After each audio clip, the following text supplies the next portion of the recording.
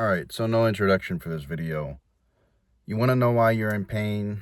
You want to know why you're feeling down and out all the time, even after years and years and years and years of you not being in contact with your narcissistic parents, or that narcissistic person in your life?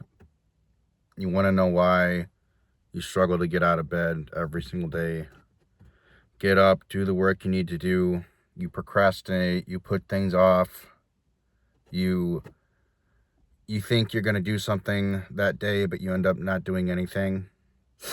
You want to know the real reason why that happens? It's because you're physically exhausted from the abuse. See, the mental exhaustion you go through with narcissistic abuse affects you on a physical level. When you are in the midst of narcissistic abuse, your body becomes accustomed to what is called fight or flight mode, okay? Fight or flight mode is the mode that your body goes into when it feels like there's a threat nearby. So let's say, for example, you're going on a walk in the woods and you hear rustling in the bushes and you turn around and there's nobody there. Or let's say, there is something there and there's a bear chasing you. Your body doesn't know the difference between the real threat. Even if there isn't a real threat there, your body goes into fight or flight mode when you're scared, even if there's no real threat there. But in the case of narcissistic abuse, it is a real threat, and that the threat is very real. So normal people, and I've done my research on this, normal people, they're in what's called the parasympathetic nervous system. Okay.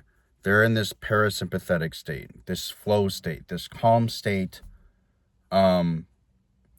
in which most people live their lives daily throughout the day, and they go into this fight or flight mode. The fight or flight mode is only supposed to be, used as a last resort. It's only supposed to be used temporarily to get you out of danger. So let's say you're in actual danger, you're running away from a gunman, or you're running away from somebody with, a weapon in their hand, or, you're running down a steep hill and there's there's an avalanche behind you, or anything like that. You're only supposed to be in that fight or flight mode until the danger is over. But what happens is, over time, the more you live with the narcissistic abuser or the sociopathic narcissist, your body goes into fight or flight mode so many times that it literally stays stuck in that fight or flight mode. You are not able to get out of fight or flight mode. So what happens is, your body is constantly pumping out cortisol, epinephrine, stress hormones out the wazoo every single day. So as it keeps happening over the years, your body has a hard time going back to the parasympathetic state. And now it's always in the sympathetic state, or the flight or flight mode, where you're constantly feeling like, the danger, you're always waiting for the shoe to drop, I should say, or the danger always feels like it's right around the corner. And this, over time, this can cause damage on, not only on your mind, but on your body physically. On your body physically, you can go through something that's called adrenal fatigue. And some of you might already know what this is, but adrenal fatigue is essentially where your adrenal glands stop producing cortisol. And because you've been in fight or flight mode for so long, your body has pumped out so much cortisol that you literally have no more cortisol to pump out. Your body cannot efficiently pump out cortisol anymore. So when that happens, you're literally, it can be as bad as you being bedbound. Or it can be, there's various levels to it, but it can be, you hardly have any energy to get out of bed, or you're completely bedbound, and you need, essentially you need cortisol injections to get back to that original, to essentially, you know, heal your adrenal glands. You need injections.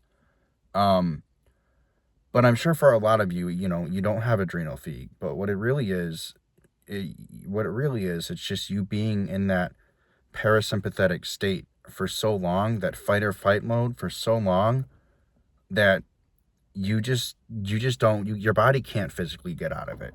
Even though the threat of the narcissistic abuser is it's no longer there, your body doesn't recognize that because it's so used to that state. So there are things you can do to get out of that, state and back into the sympathetic nervous system. To get back to the sympathetic state, I should say. And I'm gonna put that in another video. But you know, I just wanted to make this quick video to let you guys know what's happening and why you feel so exhausted all the time, because there's a scientific reason for why you're feeling all this and why all this is happening and why you can't seem to ever relax. So I hope this video helped you. It's just a short video, I thought. Yeah, I just thought of a short video right now. I wanted to make it. Wanted to see if this would be able to help anybody understand why they're going through what they're going through still. So, you know, if you like this video, like it. If you found this video helpful, leave a comment down below. And if you want me to make more videos like this, then feel free to let me know, again, down in the comment section below. And until next time, guys, I hope you found this video helpful, and I'll see you in the next one. Take care.